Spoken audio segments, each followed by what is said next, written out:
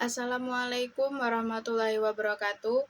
Perkenalkan, nama saya Helen Regita Haryanto dengan NIM 2023 06 10 009 dari Prodi Pendidikan Guru Madrasah Ibtidaiyah, Fakultas Tarbiyah, Institut Agama Islam Al-Azhar Lubuk Linggau. Dengan adanya video ini, yaitu untuk memenuhi tugas mata kuliah Psikologi Pendidikan yang diampu oleh Ibu Else Purwandari MPD. Baiklah, tema video kali ini yaitu tentang emosi. Emosi didefinisikan sebagai perasaan yang muncul dalam diri seseorang manusia sebagai respon dari situs tertentu. Perasaan itu bisa mempengaruhi pikiran, persepsi, dan perilaku seseorang. Sebagai contoh, saat kamu merasa senang, umumnya kamu pasti akan tersenyum, tertawa, riang, dan bisa berinteraksi secara positif dengan orang lain.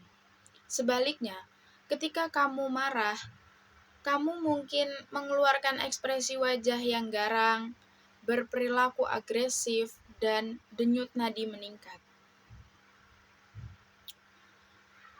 Selanjutnya ada sumber-sumber emosi. Emosi bisa bersumber dari berbagai hal, seperti interaksi dengan orang lain dan lingkungan sosial. Ternyata juga bisa mempengaruhi emosi. Yang kedua, kesehatan mental dan fisik juga dapat mempengaruhi emosi. Gangguan mood seperti depresi atau kecemasan dapat mempengaruhi tingkat emosi seseorang. Selanjutnya, jenis-jenis emosi. Yang pertama ada sukacita. Sukacita adalah perasaan gembira, puas, dan bahagia. Yang kedua, sedih. Perasaan sedih biasanya muncul ketika kamu mengalami kehilangan, kekecewaan, atau rasa putus asa. Yang ketiga ada marah. Emosi marah melibatkan perasaan kemarahan, amarah, atau kebencian. Yang keempat ada takut. Perasaan takut muncul ketika kamu merasa terancam atau khawatir akan bahaya atau potensi kerugian. Yang kelima, cinta. Rasa cinta melibatkan perasaan yang dalam terhadap orang lain. Yang keenam, jijik. Emosi ini muncul ketika seseorang merasa terganggu, tidak nyaman, atau muak terhadap suatu objek atau situasi tertentu. Yang ketujuh, kagum. Perasaan kagum melibatkan rasa kagum atau terpesona terhadap suatu yang mengesankan atau luar biasa. Yang kedelapan, kebingungan. Biasanya bingung muncul ketika kamu merasa tidak tahu apa yang harus dilakukan atau sulit memahami suatu situasi. Selanjutnya ada fungsi emosi. Yang pertama, memberikan informasi. Emosi dapat memberikan informasi penting tentang apa yang sedang terjadi di sekitar kita. Yang kedua, mengarahkan perhatian. Fungsi lainnya adalah membantu untuk mengarahkan perhatian ke hal-hal yang lebih penting. Selanjutnya yang ketiga, mempengaruhi perilaku. Emosi berperan dalam mengatur perilaku seseorang. Yang keempat, memperkuat hubungan perasaan. Perasaan ini juga bisa memperkuat hubungan atau ikatan emosional dengan orang lain. Emosi bisa membantu kamu dalam membaca maupun merespon emosi orang lain. Yang kelima, sebagai sarana ekspresi. Dengan emosi, kamu bisa mengekspresikan perasaan dan pikiran yang kamu miliki.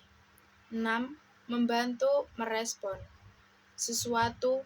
Perasaan ini juga membantu kamu dalam merespon dengan tepat terhadap peristiwa atau situasi tertentu. Selanjutnya ada golongan emosi. Emosi juga ternyata punya klarifikasi atau pengelompokan tertentu. Berikut golongan-golongan emosi. Yang pertama, positif, seperti sukacita dan kegembiraan. Yang kedua, negatif, seperti kesedihan atau amarah. Yang ketiga, dasar, seperti kegembiraan dan kejijian. Yang keempat, sosial, seperti rasa simpati, empati, dan cemburu. Yang kelima, kognitif, seperti keterkejutan atau heran. Yang keenam, fisiologis, seperti gugup, detak jantung yang cepat. Berbagai bentuk emosi. Emosi juga terdiri dari berbagai bentuk. Berikut adalah beberapa bentuk emosi. Yang pertama, ekspresi wajah. Yang kedua, bahasa tubuh. Yang ketiga, suara dan intonasi. Yang keempat, perilaku. Dan yang keenam, ekspresi artistik. Dampak dari emosi, kesejahteraan mental.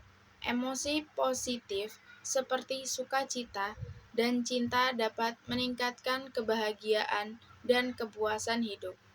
Kesehatan fisik, stres yang berkepanjangan akibat emosi negatif dapat berkontribusi pada masalah kesehatan, seperti peningkatan resiko penyakit kardiovaskular, mengganggu